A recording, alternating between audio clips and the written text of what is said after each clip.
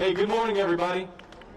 Good morning. Thank you so much for being here. Jen, thank you for the hospitality. Please give Jamie my love as well. I'm sorry she couldn't be here, but thank you for opening this space to us, and thank you for creating this space for the community and for all of us to gather and for people to be safe and to fellowship and to come together. Thank you. I appreciate it. I want to thank and recognize Malik. Thank you so much for what you do for the city, for your advocacy and representation, and for your service. I want to thank and recognize Representative Marvin Lim. Marvin, thank you. Congratulations on your victory. Georgia will be better served because we have you in the General Assembly. Thank you so much, Marvin. Where'd Kia go? There you go, Kia. Kia, thank you for being here. And thank you for bringing joy and humor to the morning. Thank you all for coming. I really appreciate it. I just want to take a moment and encourage us all to reflect on what a historic moment this is for Georgia. In a few ways.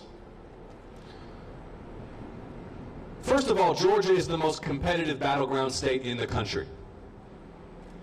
And it's been the tireless work of activists and community leaders, leaders in the LGBTQ community, leaders in communities of color, heroes like Stacey Abrams, folks who have poured their hearts and souls into registering voters and building political infrastructure here over a decade. As Georgia has become younger and more diverse, we've met that transition with the long-term strategic vision and effort necessary to ensure that it is reflected at the ballot box and that the outcomes and results of elections here represent who Georgia really is. You have all been a key part of that. And now Georgia is not just the most competitive battleground state in the country, but we're hosting 2 Senate runoffs to determine control of the United States Senate. 2 Senate races in 1 year, first of all, that doesn't happen. 2 Senate runoffs in 1 year, that doesn't happen. 2 Senate runoffs to determine control of the United States Senate. This is a once-in-a-generation political event. And then consider how far we've come in Georgia and in the South, that your standard bearers in these 2 Senate races in Georgia are the young Jewish son of an immigrant mentored by John Lewis and a black preacher who holds Dr. King's pulpit at Ebenezer Baptist Church. Just think about that. Just think about that and what that means and what that represents. Georgia has come so far.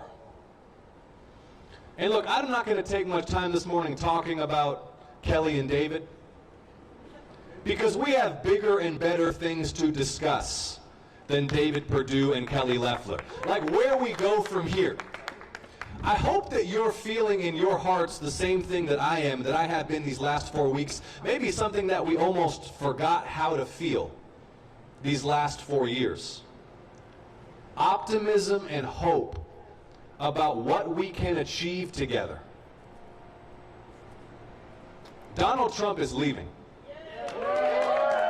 Georgia sent Donald Trump packing. Georgia voters did that. And that means that rather than having to focus on the daily outrage and scandal and racism and hatred and fear-mongering and bigotry consumed by that, we can actually dream about what comes next. The fog of the last 4 years is lifting. So we need to elevate our eyes to the horizon. Think about what's really possible, and then make it happen. We can deliver health, jobs, and justice for everyone in this state and in this country. We can establish health care as a human right in the United States. We can make unprecedented investments in clean energy, infrastructure, job creation, make Georgia the #1 producer of renewable energy in the South and America the #1 producer of renewable energy in the world, creating tens of thousands of good-paying jobs while we do it and saving our environment. We can make equal justice for all a reality in this country. A reality in this country. My mother came to this country as an immigrant when she was 23. It takes a lot of courage as a young woman alone to uproot your life, move halfway around the world. She came here because she believed in the ideas that this country represented. Let me be clear that that doesn't mean that she indulged some kind of fantasy about our past. Y'all feel me? Okay, that doesn't mean that she indulged some kind of fantasy about American history.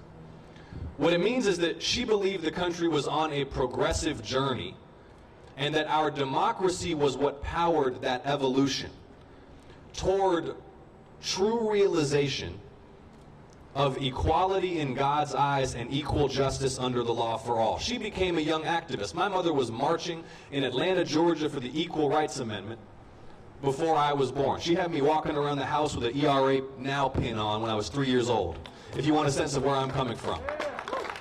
And she became a citizen because she recognized the ballot box is where we demand change and make progress happen.